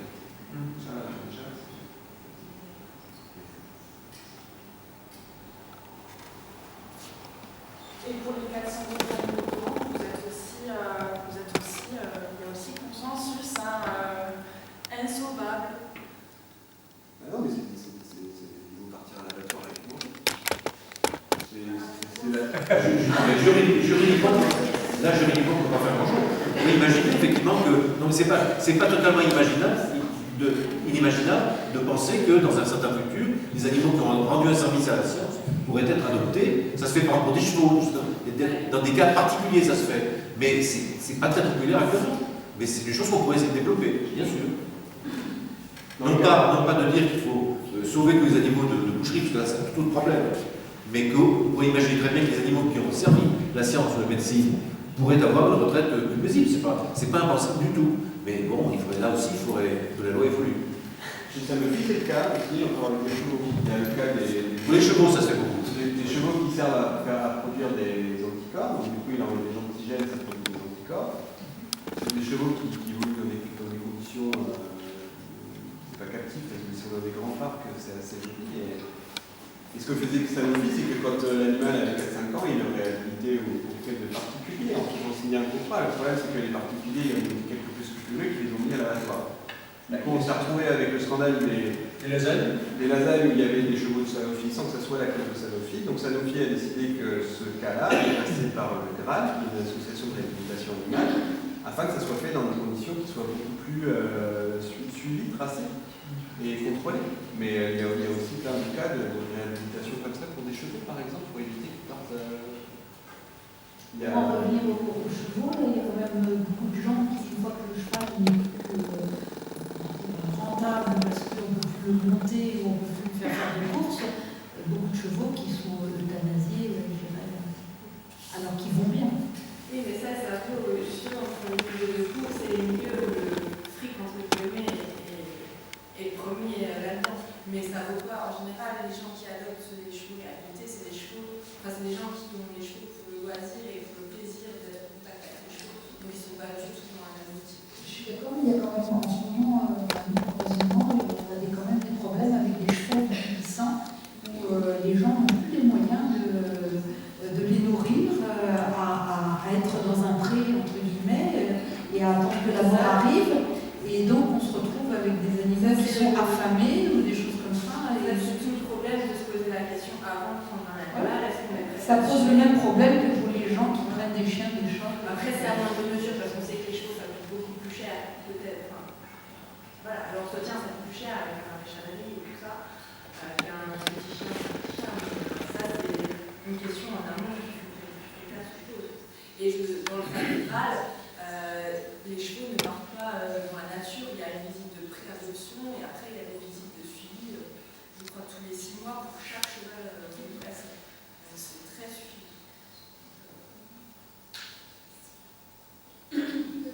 Bon, après, c'est la question, la question de la réhabilitation des animaux de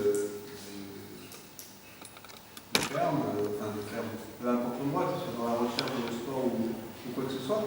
Là, à un moment, il faut se poser la question aussi, un peu comme dans le milieu vétérinaire, c'est-à-dire, si on cherche à le replacer, quelle va être la vie de l'animal après? Donc, si c'est pour lui causer un certain stress et que ses conditions ne sont pas forcément améliorées, peut-être qu'il vaut mieux l'euthanasier. Voilà, plutôt qu'essayer de le réhabiliter et puis finalement ses conditions de vie durant le processus de réhabilitation ou après soient plus mauvaises que celles qu'avant. Pour moi, je ne me pose aucun souci sur ce problème-là.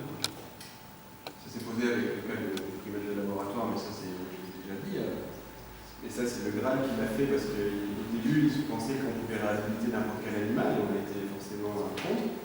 Ils ont pris des animaux qui avaient vécu dans une cage individuelle mais en se voyant les uns les autres et qui avaient vu aussi les personnes qui venaient les soigner tous les jours.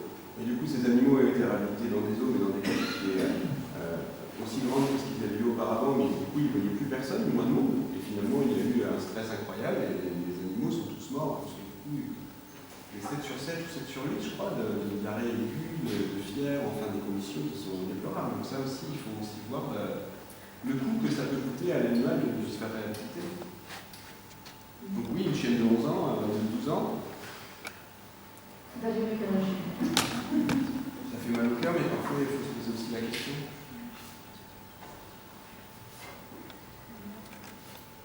Moi j'avais une petite question concernant l'évolution des méthodes d'euthanasie dans les cabinets vétérinaires. Parce que vous disiez tout à l'heure que ça fait 35 ans que vous faites ça, si je ne me trompe pas, et que vous avez toujours utilisé le même principe. Ça marche super bien, c'est cool.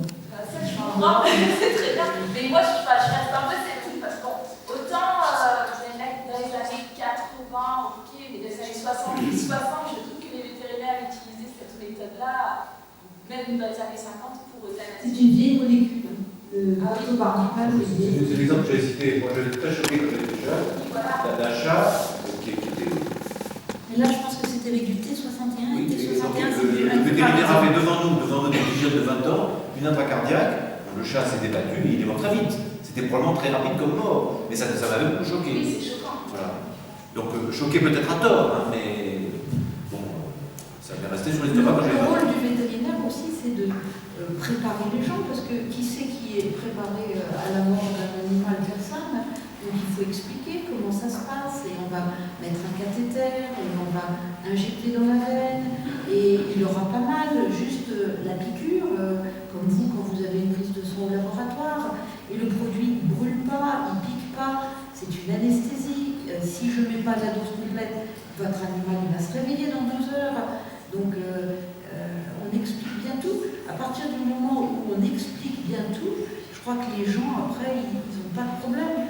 Le problème c'est si on n'explique rien, on fait signez-moi le papier, vite, je fais ça, il est bon, voilà. Qu'est-ce qu'on fait? Non, c'est pas comme ça que ça se passe. Mais il y a 50 ans, moi je m'attendais à ce qu'on fasse ça. Je m'attendais à ce qu'on mette une intraveineuse, etc. J'avais été... On est vétérinaire, on n'est pas des bouchers.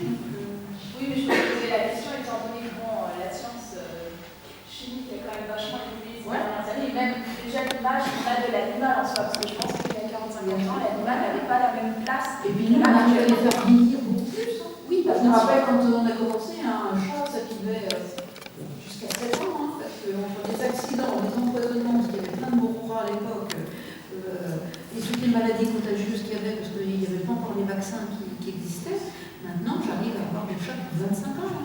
J'ajouterais même, moi, dans mon milieu campagnard, quand j'étais petit, on n'en est pas vu chercher le vétérinaire, ils vivaient leur vie, moi c'est tout.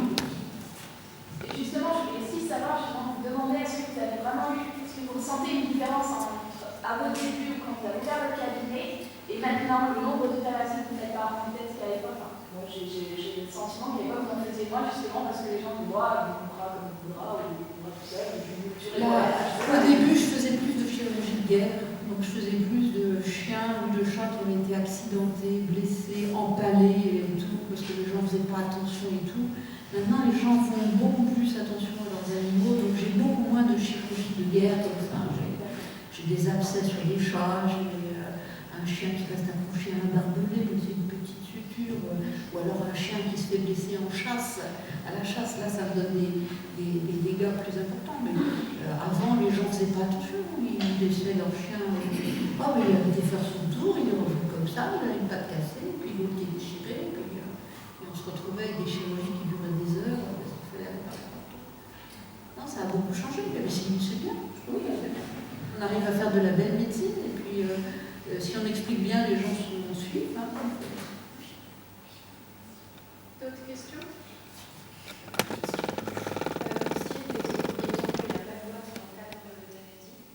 Est-ce que vous trouvez ça normal et moral d'euthanasier des animaux qui sont sains, par exemple des petits dont on n'a pas besoin et pour des zones pour lesquelles les zones ne veulent pas péter parce qu'ils n'en ont pas besoin? Vous êtes que je connais dans les eaux, c'est une gestion, ça a un coût.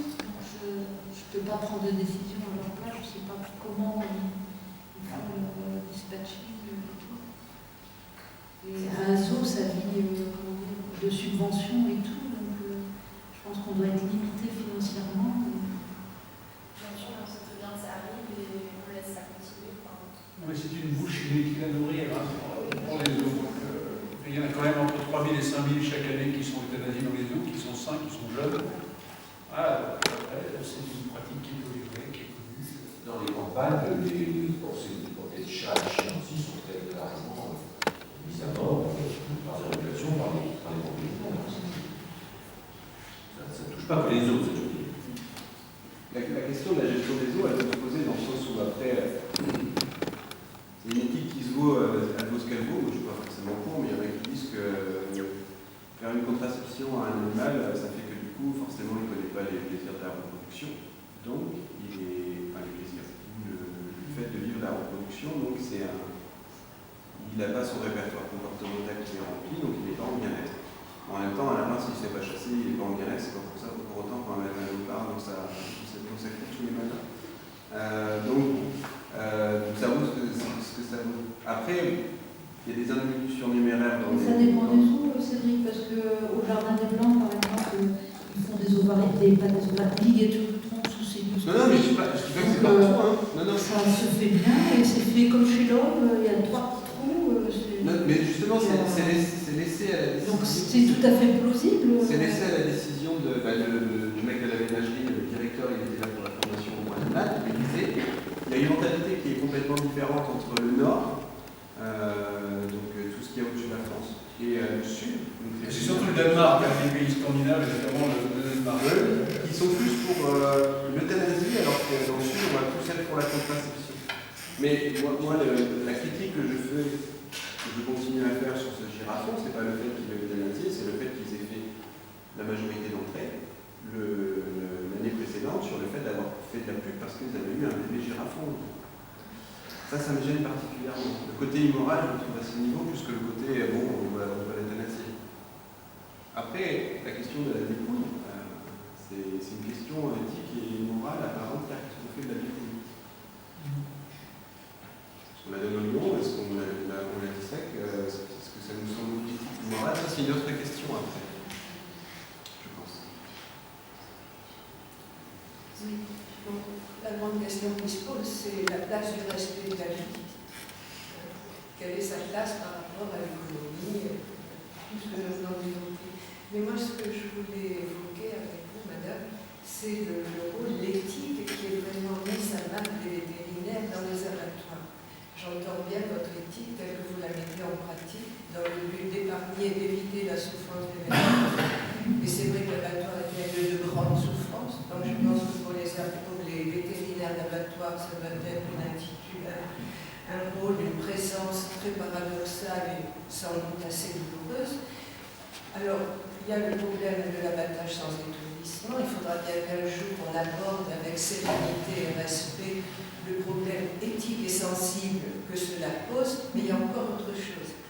Il y a un monsieur qui est alsacien, qui a été visiteur d'abattoir, il s'appelle Jean-Luc Daube, il a écrit un livre qui s'appelle C'est maître qu'on n'a pas, et il a vu l'exemple d'animaux, alors ce n'était pas dans les processus d'abattage, c'était des animaux qui arrivaient blessés ou qui se blessaient en arrivant à l'abattoir, mais blessés gravement, au point qu'on les laisse dans un coin, sachant qu'ils agonisaient sans eau. Et là, je me dis, pourquoi est-ce que le vétérinaire, qui était forcément sur le lieu, n'a pas accéléré, hâté sa fin? J'ai fait 10 ans d'abattoir, donc à l'abattoir de Agneau, donc je sais très bien comment ça se passe.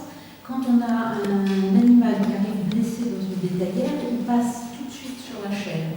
Donc on ne le laisse pas souffrir. Écoutez, là, si je vous le dis, c'est que ce monsieur, justement, est témoin de cas où rien n'a été fait.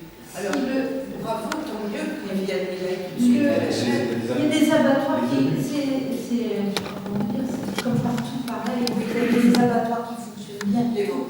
Moi, je sais qu'à Agneau, il y avait une visite sanitaire à 4 h du matin pour les bêtes avant qu'elles passent sur la chaîne à 6 h. Et donc, on inspectait tous les animaux pour voir s'ils n'étaient pas malades, blessés, s'ils avaient suffisamment eu à boire, à manger, etc. etc. Ensuite, pour l'abattage, si l'abattage est fait tout à fait correctement avec étourdissement, et les vétérinaires se sont prononcés lors de nos congrès le 24 novembre sur un étourdissement obligatoire pour les animaux qui sont abattus de façon rituelle, halal, juif, et donc on attend que la loi change. Là, on a eu un cours avec un professeur d'islam la semaine dernière, j'ai posé la question. Est-ce que dans l'islam, il y a quelque chose de marqué qui puisse interdire qu'on étourdisse l'animal avant d'être saigné? Et on m'a dit non. Alors donc, il faut arriver à persuader les imams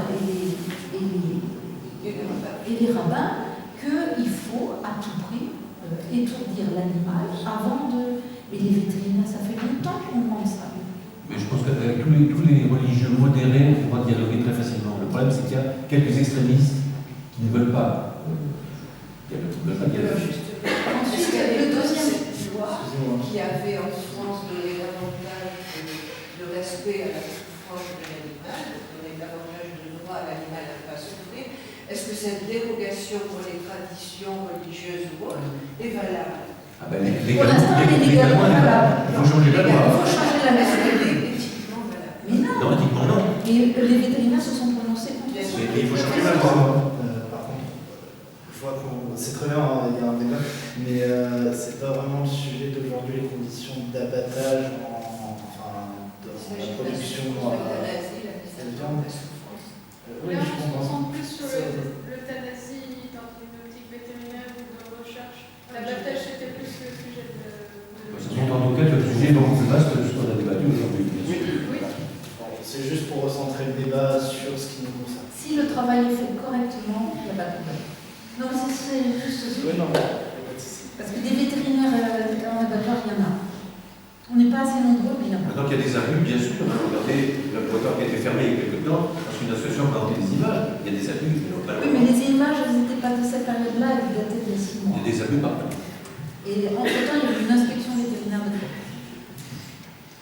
Je crois qu'il y avait une question. Oui, une question. J'ai travaillé en tant que volontaire dans un centre de sauvegarde de la faune sauvage, donc, qui récupérait notamment des oiseaux. Et par exemple. Ça, avec des pieds Non, vers Grenoble. Ouais. Et parfois, donc, on leur amenait des oiseaux qui pouvaient être autant des pigeons que des rapaces ou des grands-ducs. Et ils travaillaient donc avec un vétérinaire. Et par exemple, se posait la question de soigner, par exemple, le pigeon qui avait une fracture ouverte ou alors un grand-duc, par exemple. Et là, il y a la question de savoir est-ce qu'il est éthique d'euthanasier un pigeon parce qu'il a moins de valeur au niveau écologique ou parce qu'on va moins assumer de payer. Le problème, c'est la fracture ouverte. La fracture ouverte, ils n'arrivent pas avec des antibiotiques et tout, et un pigeon, une fois qu'il sera, il ne prendra pas ses médicaments comme un chien ou un chat. Fracture ouverte, c'est un mauvais. La question qu'elle pose, c'est est-ce qu'une espèce. Est-ce qu'une espèce a plus de valeur que d'autres? Voilà, c'est la question de la santé du prix, est-ce qu'on va payer? Oui, je suis d'accord. Alors, le grand-duc, l'avantage du grand-duc, c'est qu'on va le protéger parce qu'il va être réintroduit dans la faune sauvage et donc il a une valeur pour ça. Le pigeon, il y en a plein, des pigeons, mais ça ne veut pas dire qu'on ne soignera pas. Pour répondre à la question, c'est un autre problème, mais on peut considérer qu'il y a une survalue pour un animal en voie de disparition. Oui, parce que le pigeon allait être euthanasié, ils euthanasiaient les pigeons plus facilement. Plus facilement, tout à fait. C'est un autre problème, c'est qu'il y a une certaine valeur éthique, mais c'est plus la même éthique, c'est une éthique cette fois-ci de l'espèce, de protéger les espèces en voie de disparition. C'est plus la solution d'individu. C'est un autre problème, mais qui est de balancer la disparition de l'espèce par rapport à une espèce commune. Je pense qu'il y a aussi une nécessité éthique de ce côté-là, et c'est plus du tout ce qu'on a discuté jusqu'à présent. Mais sinon, on nous apporte des pigeons et on les soigne. Et puis après, on ouvre la porte pour les lâche. Mais suivant la blessure qu'il a. Ben voilà, ça dépend si c'est grave. On va l'euthanasier plus facilement que. Tout ce qui est soignable, on soigne. Non, c'est vrai, parce que quel intérêt j'ai à endormir un animal? Mon intérêt, c'est de le voir voler. D'autres questions? Oui, peut-être que je ne vais pas pouvoir la poser, je ne sais pas. Mais il y a quelques semaines, on avait un débat ici même sur les campagnes qui sont en train d'être montées de stérilisation, voire d'euthanasie dans certains pays. On évoquait alors l'Australie vis-à-vis du chat. Du chat sauvage qui fait beaucoup de dégâts sur la biodiversité. Ils ont décidé d'en mettre à mort à peu près 10%, ce qui fait quand même 3 millions de chats en Australie. Et de plus en plus, on entend dans la loi, c'est acté, le maire a donc la possibilité, comme vous l'avez rappelé tout à l'heure, aux côtés du préfet, d'ordonner une campagne de stérilisation. Du moins de stérilisation pour le moment. Je voulais savoir ce que vous en pensez. Peut-être de votre côté, est-ce que c'est plausible? Parce qu'on fera appel à vous, professionnels vétérinaires. Donc nous, on est pour, quand il y a des bandes de chats comme ça, pour les stériliser et les remettre à leur endroit, parce qu'on s'est aperçu que si on supprimait tous les chats, il y en aurait d'autres qui reviendraient aussi secs pour reprendre leur place. Tandis que s'ils sont sur place, ça évite, les portées. C'est-à-dire qui sont aux alentours, des animaux qui sont aux alentours. Parce que s'il n'y a pas assez de nourriture, il n'y a pas de portée. Il y a moins de petits dans les portées et ainsi de suite. Ça s'adapte au milieu. Si je peux me permettre, par contre, à court terme et même moyen terme, ça ne change rien à la surpopulation de chats. Et non, mais si on a une population qui est stable, on la laisse. J'ai donné un article à Cédric sur en Italie, il y a toute une politique et les gens comment dire, nourrissent les chats et tout. Ils ont tous été stérilisés et tout. Il ne faut surtout pas les retirer de leur milieu. Parce que si on les retire, il y en a d'autres qui reviennent aussi secs. Tandis que si on les remet à leur place, tous les chats qui sont aux alentours produisent moins. Et donc on a moins de problèmes. Il y avait une association qui s'appelait l'École du chat libre, je ne sais pas si elle existe encore, qui faisait ça en France, je ne sais pas si elle existe toujours. Mais alors, ça, c'est une première question concernant les chats. Votre question est plus vaste. C'est est-ce que l'homme doit intervenir quand il y a des surpopulations de certaines espèces comme des, entre guillemets, les corbeaux, oui, des animaux qui en Australie nuisent à la faune locale, etc. Ça, c'est pas de gestion de la faune, c'est un tout autre problème. Et toute évidence, il faut qu'il y ait une certaine gestion de la faune. Je suis tout à fait contre la chasse d'agrément, mais quand une espèce devient trop proliférante, je pense qu'il y a des moments où l'homme doit intervenir. Donc ça, c'est encore un autre problème. En tous les cas, on s'est aperçu qu'il valait mieux les stériliser, les mettre à leur place que de les euthanasier. La question se pose par exemple pour les cochons grillés en France, par exemple. L'homme a croisé le sanglier et les cochons, donc il y en a beaucoup. Et ça pose un certain nombre de problèmes de gestion, d'agriculture, etc. Donc, sans être pour la chasse, donc moi je suis contre la chasse d'agrément, mais on peut penser qu'il peut y avoir une certaine régulation de la population. Soit par des pilules contre-insectives, ça, la question se discute. Oui, je voudrais revenir sur le point de l'euthanasie tout simplement, sur le fait que chez l'humain, l'euthanasie, en fait, déjà, il n'est pas en Europe, en tout cas, il n'est pas présent dans tous les pays, il y a que quelques-uns des pays qui le font, comme le Luxembourg, la Belgique ou les Pays-Bas. En Suisse, c'est suicide assisté, mais ce n'est pas l'euthanasie. Et donc, sur la question 1, c'est que, en fait, l'euthanasie, elle se fait quand le patient est dans une situation précaire, insupportable, et que le patient l'a demandé. Donc, un consentement du patient, c'est réitéré. C'est souvent en ce qui concerne l'animal. L'humain, on peut le qualifier d'agent moral, c'est-à-dire que l'humain est responsable de ses actes. L'animal, ce qu'on peut lui donner comme statut, ce qui est discuté, c'est est-ce que c'est pas peut-être un patient moral? Et dans ce cas, on se doit de responsabilité vis-à-vis de lui, même si lui ne peut pas assumer sa responsabilité.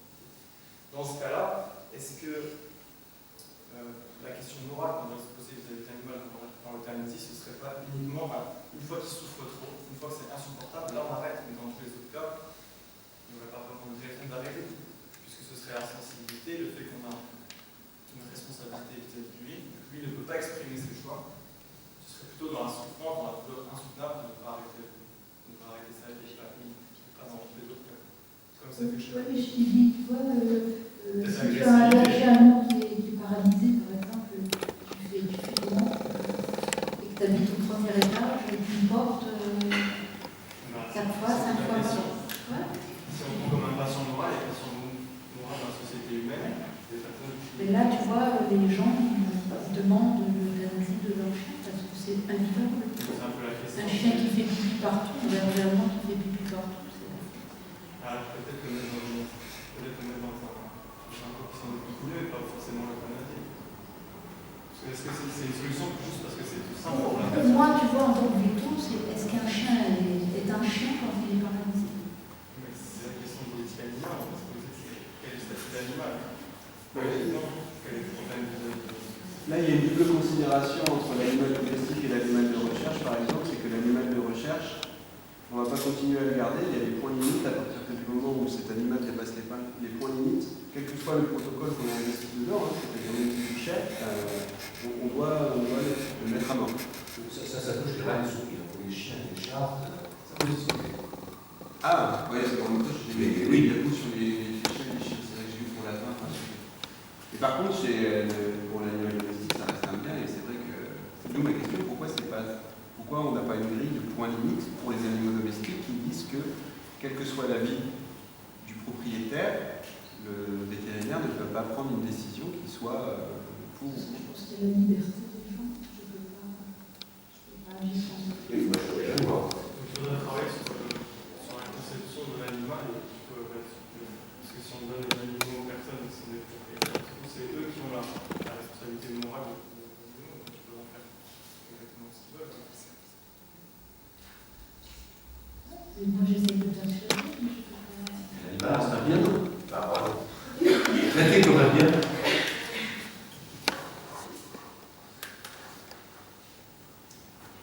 D'autres questions? Et qu'est-ce que tu ferais pour les chiens qui sont agressifs alors tu parlais? Non, je disais du coup, est-ce que c'est une souffrance ou est-ce que aussi l'agressivité, ça peut être notre responsabilité à nous, des gens qui sont agressifs, si on prend l'exemple de l'humain, si je me cale sur l'humain, les gens qui sont agressifs, on ne va pas les tuer, on va pas les euthanasier. Non, je suis tout à fait d'accord avec toi. Mais tu vois, j'aurais vraiment mauvaise conscience si je laissais un animal, par exemple le Rottweiler qui m'a attaqué, là, si je l'avais laissé dans la famille, parce que le monsieur, j'aurais pu faire des cours d'éducation pour faire des cours d'éducation, mais je ne suis pas sûre que l'animal aurait été remis dans le droit chemin qui est le mien. Et si après il avait attaqué un enfant, qu'est-ce que je m'en serais voulu toute ma vie? Une fois que l'animal est agressif, et que, de toute façon, l'animal qui est agressif, c'est voir quand il a fait des gestes agressifs. Donc après, ce qu'on en fait, c'est pas forcément l'euthanasie, mais du coup, entre des alternatives sur des centres où ils pourront être mis obligatoirement après l'attaque, et du coup, qu'ils ne soient pas obligatoirement euthanasiés, mais qu'ils soient mis directement à part. Avant, autrefois, quand j'avais des bergers allemands qui étaient hyper agressifs, je les proposais à l'armée. Et l'armée les prenait pour garder, si tu veux, des hangars, des choses comme ça. Et je trouve que c'est pas une solution. Est-ce que vous pouvez être tenu comme responsable si un accident arrive? Moralement, si dans le journal, je prends un article comme quoi le Rottweiler qui m'a mordu a égorgé un petit enfant, non, je ne serais pas responsable, c'est le propriétaire qui est responsable de son animal. Moi, j'aurais signalé qu'il était agressif, je l'aurais évalué, j'aurais mis qu'il était 4 sur 4, donc ça veut dire très mauvais. Et puis, j'aurais mis en disant qu'il ne faut pas le sortir, qu'il faut à la laisse, etc. Mais je veux dire obligatoire en toutes circonstances, quand il reçoit des gens, prévenir, etc. Mais s'il mord l'enfant du couple, qu'est-ce que je fais? Moi, je m'en voudrais toute ma vie. Parce qu'une fois qu'un animal mort, il est pas.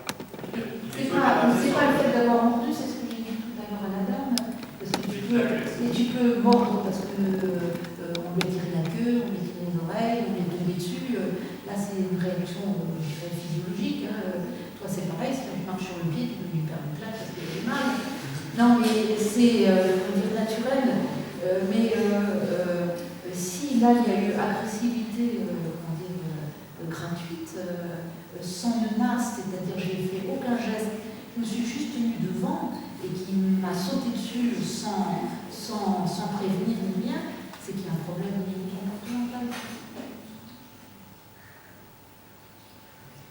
Je ne veux pas prendre de risques. Alors peut-être que si on faisait de l'éducation et tout sur ce genre de chien-là, mais je ne suis pas sûre que le maître était assez... le maître, c'est juste s'il ne s'est pas mis à pleurer, le fait de voir son chien m'agresser. Donc, il était hors circuit, le maître. Oui, je pense qu'il faudrait carrément, pas le confisquer, mais que ce soit plus le maître, en l'occurrence, qui s'en occupe et qu'il soit vraiment confié pendant un certain laps de temps, que les caractères en question soient corrigés par vraiment une personne professionnelle qui sache comment faire. J'ai confié comme ça un Rottweiler à un éducateur après avoir médicalisé le chien et tout. Il a réussi à le ravoir un petit peu, mais ce chien est toujours agressif. Je ne peux pas lui faire des vaccins sans muselière, contention, etc. Le propriétaire, parce qu'il adorait son chien, monsieur.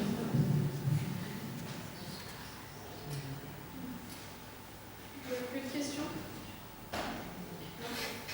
Je crois que vous en avez fait là. Je vous remercie pour votre attention et j'espère que ça vous a plu. Bonne soirée. Est-ce que vous voulez un avant-goût des